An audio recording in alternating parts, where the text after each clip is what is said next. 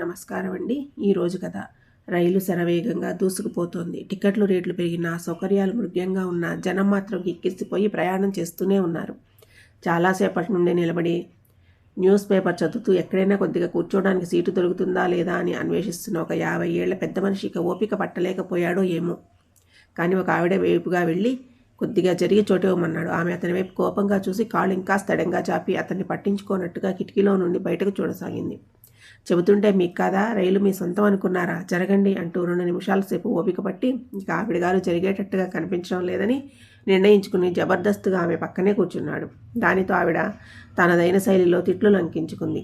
అతను మాత్రం ఉలుకు పలక్క ఇంకాస్త ఆమెకు భుజాలు తగిలిస్తూ పేపర్ చదవడంలో మునిగిపోయాడు. ఇదంతా చూస్తున్న అటుపక్క ఇటుపక్క ప్రయాణికులు అతగాడిని జబ్బ పట్టుకుని తిట్లు లంకించుకుంటూ యువతలకు ఈడ్చి పారేశారు. ఆ పెద్ద మనిషి అవతల వ్యక్తులపై తిరగబడి, ఇక్కడ ఇంతమంది కుర్రాళ్ళు కూర్చున్నారు, వయసులో పెద్దవాళ్లకు జరిగి చోటివ్వాలని వాళ్లకు తెలియదా? అయినా నాకు తెలియక అడుగుతున్నాను. ఇంత రష్గా ఉన్న ట్రైన్లో ఆడామగా అని చూసుకుంటే ప్రయాణం ఇక చేసినట్లే. కూర్చున్న వాళ్ళను బలవంతంగా లేపాలన్న ప్రయత్నం మంచిది కాదు. రేపు మీకు కూడా ఇదే పరిస్థితి రావచ్చు అంటూ మళ్ళీ వెళ్ళి లేచిన చోట్లోనే వెళ్ళి మొండిగా కూర్చున్నాడు.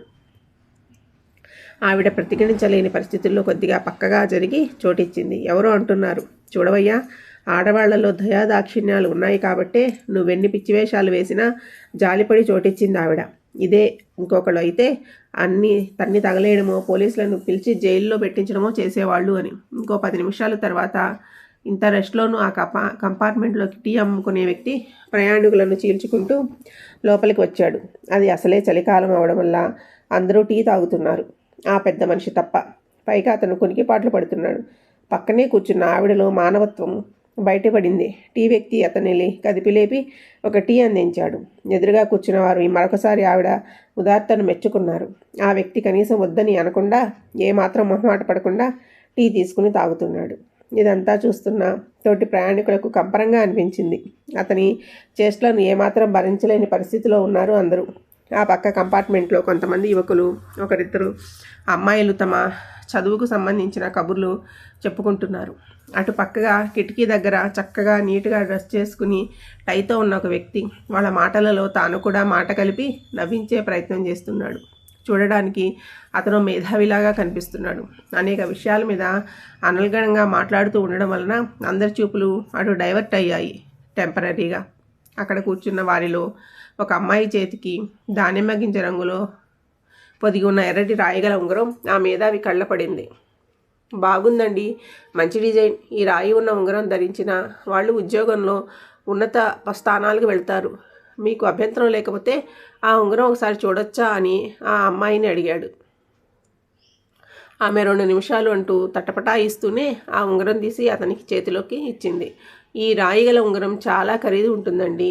మీకు తెలుసా, ఉంగరాలు కొనేటప్పుడు మనకు ఏ రాళ్ళు నప్పుతాయో అనేదే కాకుండా ఏ రాళ్ళు మన జాతకాన్ని ఒప్పుతాయో అనేది కూడా ఆలోచించి కొనాలి. ఆ శాస్త్రం గురించి నాకు కొద్దిగా అవగాహన ఉందిలేండి. నా ప్రకారం మీకు ఈ రాయి 100% సరిపోతుంది అని అనుకుంటున్నాను అన్నాడు. ఈ రాళ్ల గురించి నాకైతే అంత తెలియదండి, కానీ మీరు చెప్పింది మాత్రం నిజం. నేను క్లాస్ 1 ఆఫీసర్గా సెలెక్ట్ అయ్యాను. ఎల్లుండే ఛార్జ్ తీసుకోబోతున్నాను అంది ఆ అమ్మాయి అందంగా నవ్వుతూ. అక్కడున్న మిగిలిన వారు అందరూ ఆశ్చర్యపోయారు. అనుకోకుండా వాళ్ళ చూపులు వాళ్ళు ధరించిన ఉంగరాలపై ప్రసరించాయి. అందులో ఒకరు, సార్ మీరేమీ అనుకోకపోతే నాది పుష్యమీ నక్షత్రం, కర్కాటక రాశి, 4వ పాదం.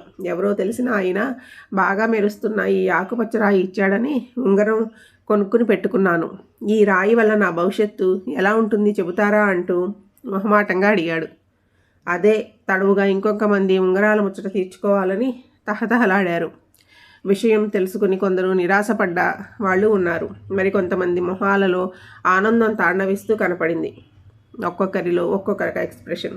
ఈలోపు ఒక టీ అమ్ముకునే వ్యక్తి టీ అంటూ లోపలికి ప్రవేశించాడు. ఆశ్చర్యంగా ఆ పెట్టెలో ఒక్కరు కూడా అతని వైపు చూడడం కానీ పిలవడం కానీ చేయడం లేదు. ఇంకో 10 నిమిషాలు తర్వాత మరో టీ అమ్ముకునే వ్యక్తి, గరం గరం టీ సార్, ఎవరికండి వేడి వేడి టీ అంటూ పెట్టెలోకి వచ్చాడు. అంతే, 10 నిమిషాలలో టీ డబ్బా అంతా ఖాళీ అయిపోయింది. చూసారా, ఒక 10 నిమిషాలకు ముందు వచ్చిన టీ అమ్మేవాడి దగ్గర ఒక్కళ్ళు టీ తీసుకోవడానికి సాహసించలేదు. ఆ తర్వాత కొద్ది తేడాలో వచ్చిన ఈ వ్యక్తి దగ్గర అందరూ ఎగబడి టీ కొనుక్కున్నాం. ఎందుకు ఇలా జరిగిందో ఎవరైనా ఊహించగలరా అన్నాడు ఆ మేధావి కల్పించుకుంటూ. తెలియదు అన్నట్టుగా అందరూ అతడి జవాబు కోసం ఆసక్తిగా అతని మొహంలో మొహం పెట్టి చూడసాగారు. దీన్నే మార్కెటింగ్ టెక్నిక్ అంటారు మా భాషలో. ఇది చలికాలం. అందరం స్వెటర్లు వేసుకుని కూర్చున్న చలికి తట్టుకోలేకపోతున్నాం. మొదట టీ అమ్ముకుంటూ వచ్చిన వ్యక్తి మామూలుగా టీ అంటూ లోపలికి వచ్చాడు. కానీ రెండవ వ్యక్తి వేడివేడి టీ, గరం గరం టీ అంటూ వచ్చాడు.